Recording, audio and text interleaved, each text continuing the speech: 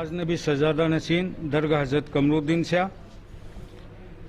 सभी मुस्लिम भाइयों को और शहर के सभी लोगों को, हिंदू मुस्लिम सब भाइयों को अपनी तरफ से ईद की मुबारकबाद पेश करता हूं और ख़ास तौर से नौजवानों को, बुजुर्गों को, माँ बहनों को, सबको मैं ये अपील करना चाहता हूं कि आप कल ईद की नमाज अपने अपने घरों में पढ़ें और ईद की नहीं बल्कि सभी नमाज घरों में ही पढ़ें। कल जुम्मा भी है तो जुम्मा हो या और नमाज हो वो घरों में रहकर पढ़ें, क्योंकि इस वक्त ये जो कोरोना महामारी चल रही है ये बहुत ज़्यादा खतरनाक मोड़ पे पहुंच चुकी है। आप कल्पना भी नहीं कर सकते, हॉस्पिटलों में जगह नहीं है। इससे बचने के लिए एकमात्र अपने आप को घरों में सुरक्षित रखना ही है। इसके साथ मैं ये भी अपील करता हूँ जो प्रशासन के लोग हैं, हॉस्पिटल के लोग हैं, हमें सहयोग कर रहे हैं, उन लोगों के साथ आप सहयोग बनाए रखें और नियमों का जो सरकारी गाइडलाइन है उनका पूरा ख्याल रखें। शुक्रिया।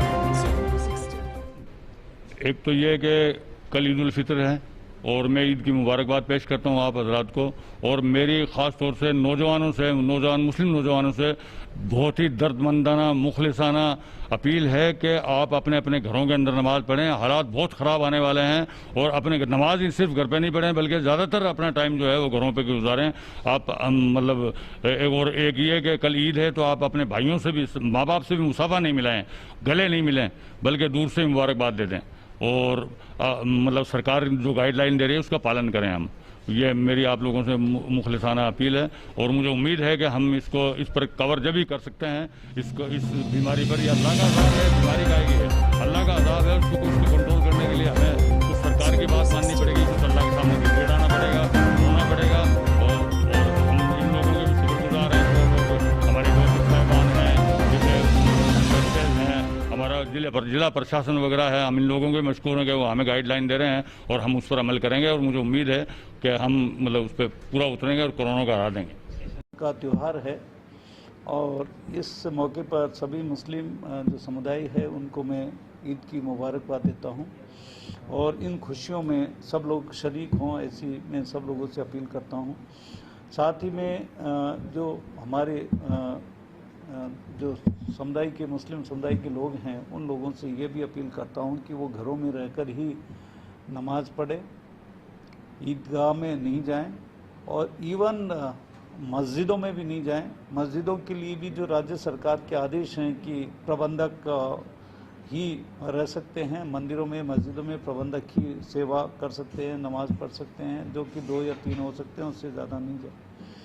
अभी कोरोना का पीरियड चल रहा है और बड़ा ख़तरनाक पीरियड चल रहा है।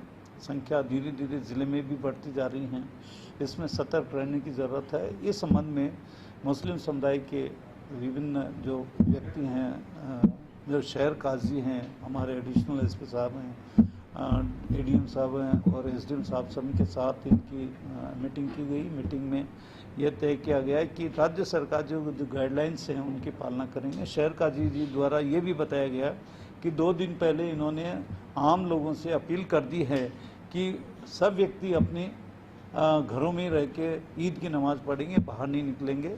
यहाँ तक कि समुदाय के लोग ये भी बोल रहे हैं कि नियम के अनुसार पूरी तरह से हम नियमों की पालना करेंगे, नियमों का अनुसार ही घरों में रहेंगे और इसके लिए इन्होंने आश्वस्त भी किया है और अपील भी कर रहे हैं।